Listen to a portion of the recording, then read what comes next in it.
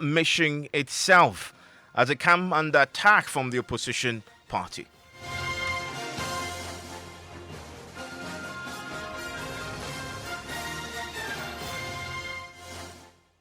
This is Top Story with Evans Mensah.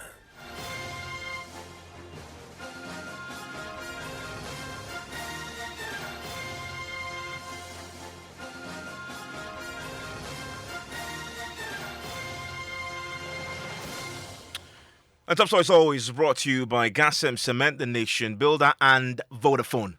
They had objected to the European Union Election Observer Mission's final report on the 2020 elections. But tonight, the main opposition NDC is taking its concerns further and is filing a formal complaint. The party is accusing the EU mission of bias and being compromised to do the bidding of the NPP government. The report was largely silent on the violence that led to the deaths of 7 people. We'll get into the specifics of that very shortly. But the NDC says that omission is evidence the report was cooked. Listen to Deputy General Secretary of the NDC, Peter Boamo-Tokuno. You give the accreditation to only a few people. Then what it means is that you are reducing the assessment, the monitoring, the impact, and the outcome that will be given after the elections. And that is why we are having this report, which I think ostensibly is a report just crafted to clean the broken international image of President Akufo-Addo. But the EU cannot be complicit in that. Be that as it may. Why would the EU do that? Well, they have no.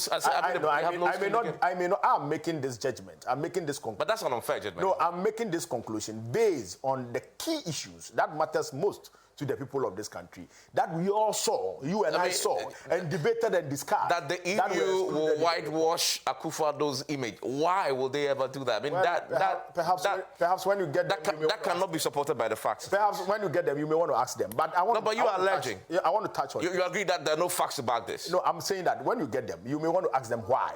But I'm giving you the facts that look. But the facts that this report that excluded his image is being the security situation, which was the worst ever in our election history. This report excluded how the Electoral Commission threw all caution to the wind and was so biased, openly biased, in running the electoral process, excluding people, preventing people, and disenfranchising people. I have not spoken about the issue of SAL. The Electoral Commission knew very well that they were disenfranchising them. But they were denying them representation in Parliament. Yes, they knew that. So you see, all these matters which flaws the process, which leads to a free and fair and peaceful election, are not captured in the report. So if you do not capture them and you do not talk about them, you cannot conclude by saying that you have had a free, fair, and peaceful election. Particularly the word peaceful. Okay. Because this election was not peaceful. Look at the post-election political temperature, which I think is equally important. Very brief. And they also spoke about the outcome of the Supreme Court verdict, which they thought was also... Yes, exactly. The post-elections, Supreme Court verdict, what happened in Parliament, which is equally important, but more important than political funding. Parliament, for the first time, had a military invasion. Well, talking about Parliament there, some NDC members of Parliament are also now wading into this controversy. The Deputy Ranking Member on the Education Committee in Parliament, Dr. Clement Apak, issued the following brief position on this matter. Manor Kranting joins me with that. What does he say? So, Evans, on his Twitter handle, he says, EU's Observer Report on Election 2020 is sham. It failed to note killing of 8 Ghanaians, brutalization of many, militarization of the coalition process, invasion of parliament by military, and that Adum and Joy FM were pro-NDC. Clearly, the mission was compromised. The world ought to know. And this was posted yesterday on his Twitter handle at Dr. Apak Evans. Okay, so that's Dr. Park's position, raising concerns that the EU observer mission itself was compromised. Now, because of fundamentally the concern relates to the lack of adequate reference to the number of deaths that was recorded in the elections in 2020. We'll get into what exactly the report said about that particular incident or the related deaths shortly. But I wanted to listen to the General Secretary of the MPP, John Boyru, who has dismissed the allegations that the EU mission was doing the bidding of the MPP. I think that is an unfortunate statement, and political party big like NDC should not dabble in such unfortunate and unsubstantiated allegations. I think that is unfair, and I don't see why they cannot run away from such behavior. It's unfair. If you look at the entire report, you clearly see that they are raising issues that are very critical, and I'm surprised he's not interested in funding. Yes, there's no doubt, because they can't even account for what even votes that they were voted for. They can't even account for it. So I'm not surprised. Yeah. But it's important for us. Look at a statement that they made about the limiting role of NCA, for instance. It's a very, very strong point. They think that licensing of broadcasting licenses and radio stations should be hived from NCA. So that is John Wedu, and we'll get a civil society take on this, because I know that, and Codeo, to be very specific, they have played a role in Ghana on monitoring this. What is your own take on, this report, which is the subject of some significant controversy, at least with the concerns that the NDC is raising, primarily based on what they believe to be the EU observer missions turning a blind eye to the deaths that were recorded during elections.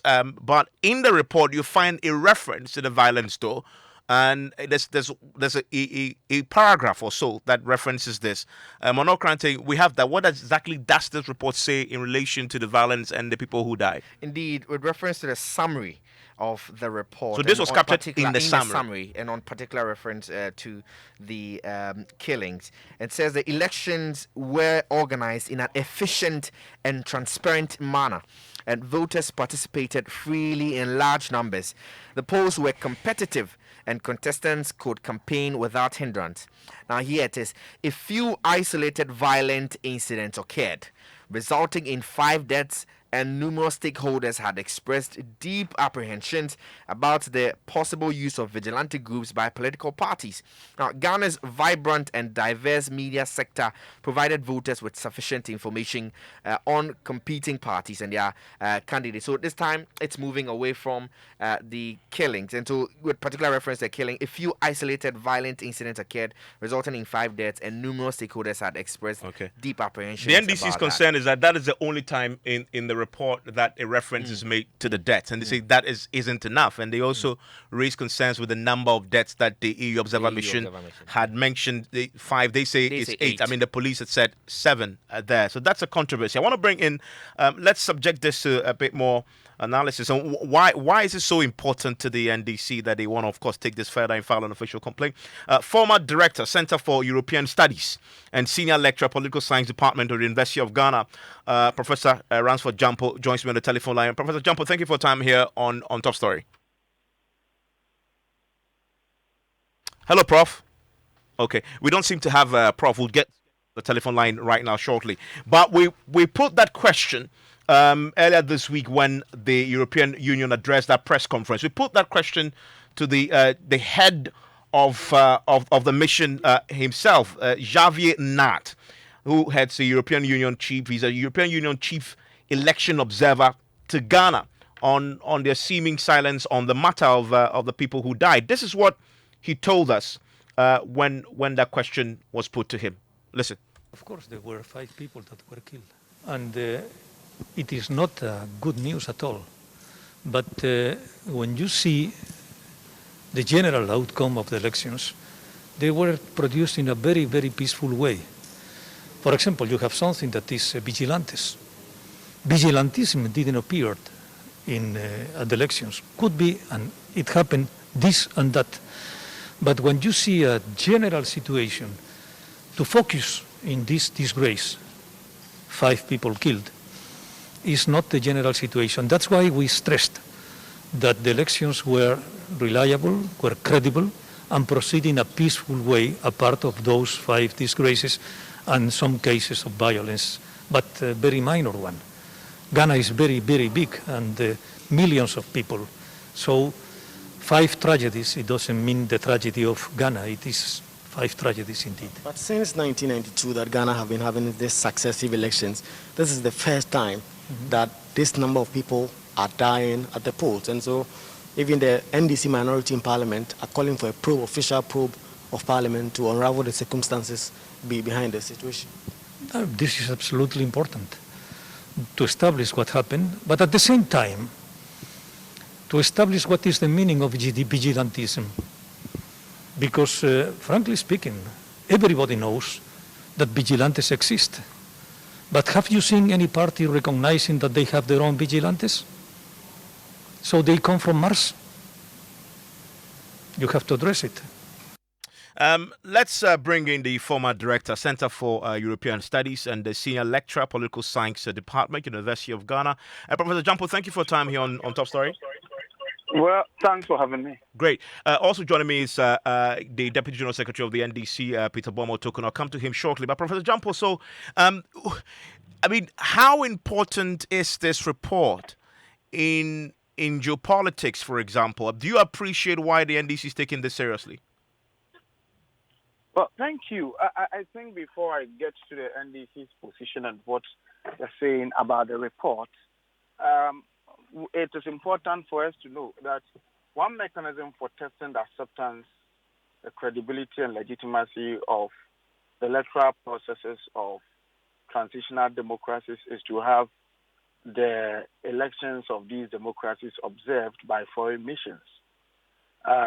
Sometimes, because you may be a transitional democracy and you may not know really the rudiments of conducting free, fair, peaceful, and transparent elections, you will have some of these countries or foreign observer missions who have benefited from more insight about how the processes are expected to be conducted, coming in to observe what goes on in your country, with the view to passing judgments on them.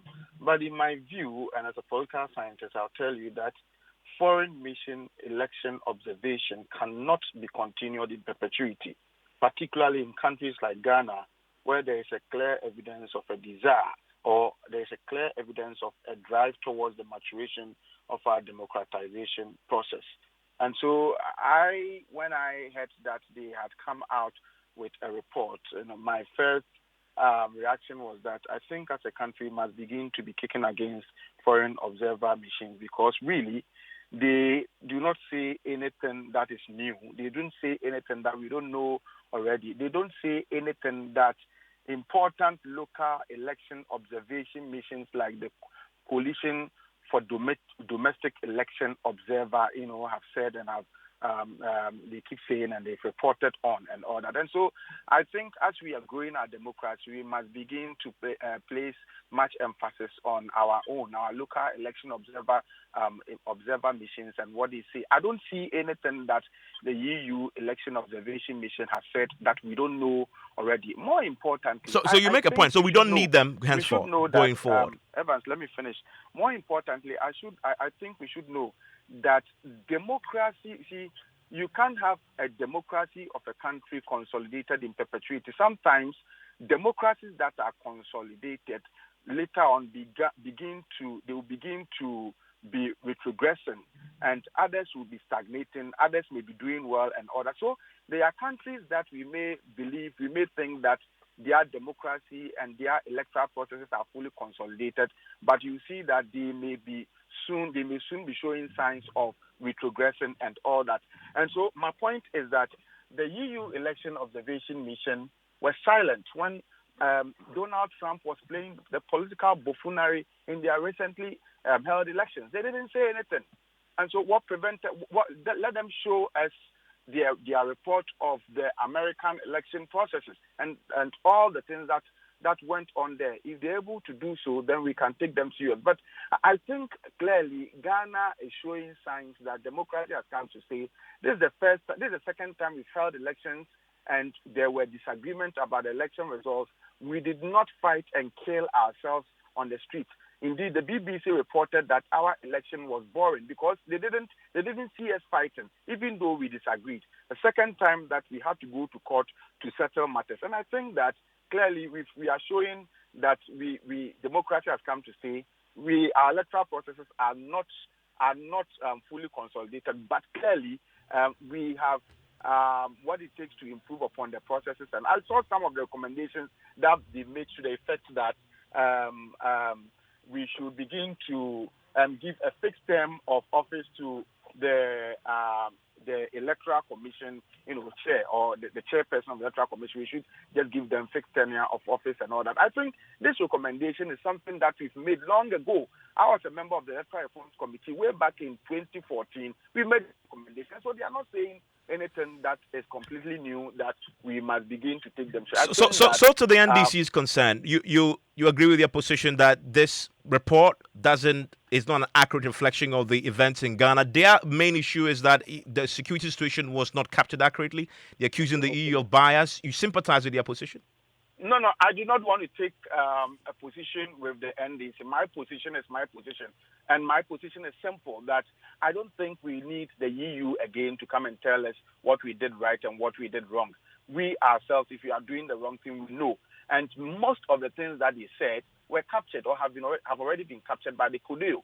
And I think we must begin to pay attention to ourselves, especially when the CODEO is headed by eminent Ghanaians and very well schooled and very well experienced people who know the political terrain of Ghana. The EU doesn't know our terrain better than we ourselves. And so if you have eminent bodies like CODEO observing elections and giving report, I think we must pay much attention to them rather than paying attention to a foreign observer mission that sometimes will pick and choose which election to go and observe and monitor. Let them tell us what happened in America.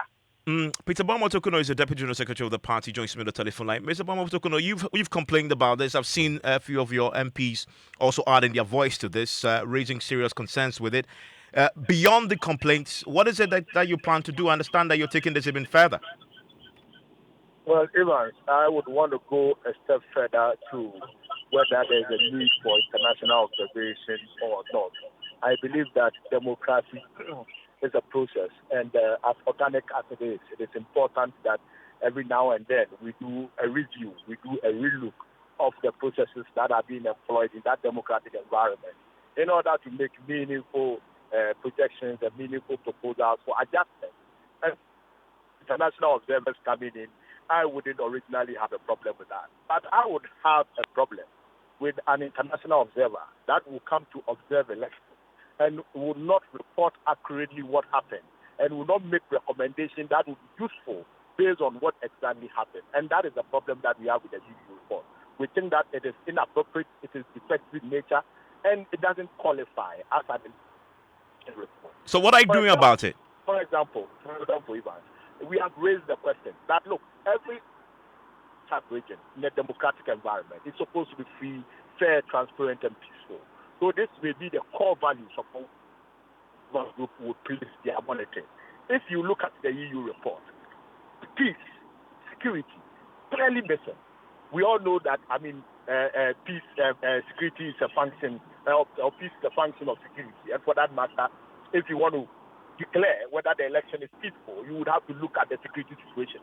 Take the report back to back. And no observation at all was made on security. No observation at all. Now, when you look at the core values of free, fair, and transparency, you will realize that even their own report, they have said that the collation process that was put together by the Electoral Commission was not transparent.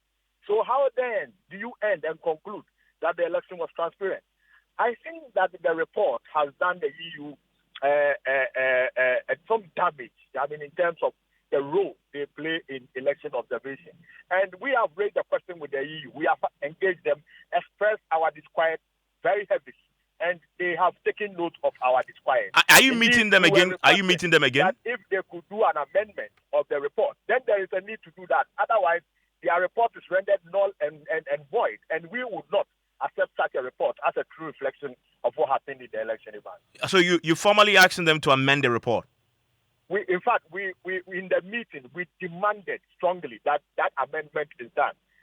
Anything less than the report is not a report that we can accept as the true happenings of what happened in the election. Meanwhile, leaders of the party is sitting and reviewing the document so that we can take appropriate action if it will require that we make strong public statements on the we will do that. If it will require to place a formal petition to the EU to relook at the role of the observer mission and perhaps the monitoring tools that they apply in monitoring the elections, then they would have to do that. Otherwise, this work they did in 2020 is a poor work done. I understand that they may be meeting yourselves and the MPP again jointly. Is that accurate? Can you confirm that? Tomorrow? Yes, they have requested for a meeting. We had to do a rethink of the meeting, but we finally decided that some representatives. So some representatives will be there. But we have made our point very clearly to them last 3 days when we engaged them. And we'll repeat the point when we meet them on Wednesday. And perhaps add any other relevant issues that we have not raised yet with them. I mean, Professor Jampo, there is a geopolitical question here that it raises. Do I still have Professor Jampo on the line? I think we've lost him on the telephone line, but I definitely still have Peter Bomo Tukuno on the line with me on this. So we're going to see this meeting. You're going to be represented. I know that the EU, the EU, when you made a representation that it should include some of your concerns in an amendment, what was their reaction to you? Well, their initial disposition was that, okay, this is the final report they had prepared, and they have brought it down for review. They don't know how that will be feasible. They didn't give us any concrete response. But I think that when we are able to place a formal petition, proper consideration will be made. And even we are doing this particularly because of the role this will play in the geopolitics of things, the international space. Because a lot of decisions will be made on this report. A lot of international decisions, business decisions will be made on this report. We don't want the case whereby this report whitewash a clean situation that happened in the election and make it look all good when it is not good. You understand? It is important that we make the proper structural adjustments, legal, changes.